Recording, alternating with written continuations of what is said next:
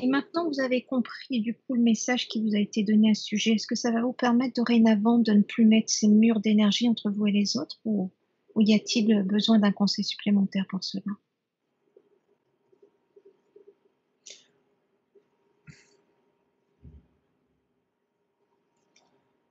Ce que Abid a toujours peur, c'est, au-delà du conseil, c'est que la personne utilise son énergie pour l'isoler. C'est ce qui est arrivé par le passé. C'est ce qui s'est passé avec Philippe dans d'autres vies.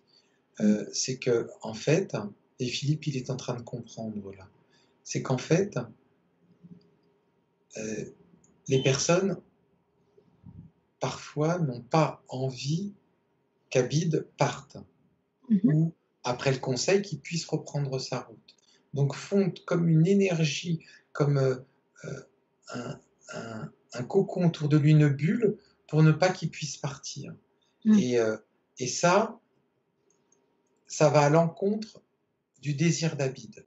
Et Mmh. du coup, l'énergie qui est créée n'est plus en syntonisation.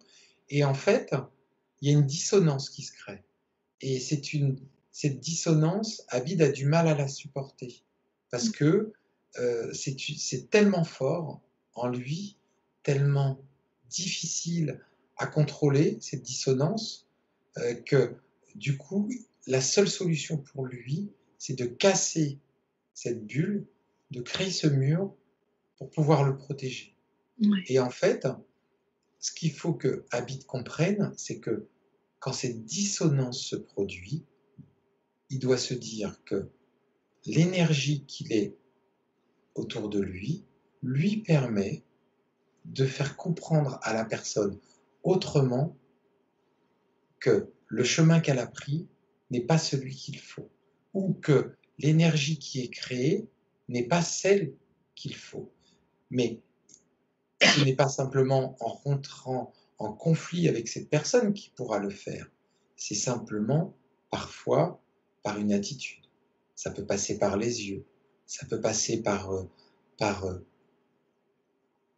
Abid connaît ça par exemple, c'est faire de la méditation, de se connecter à l'énergie de la personne et lui expliquer que le chemin pris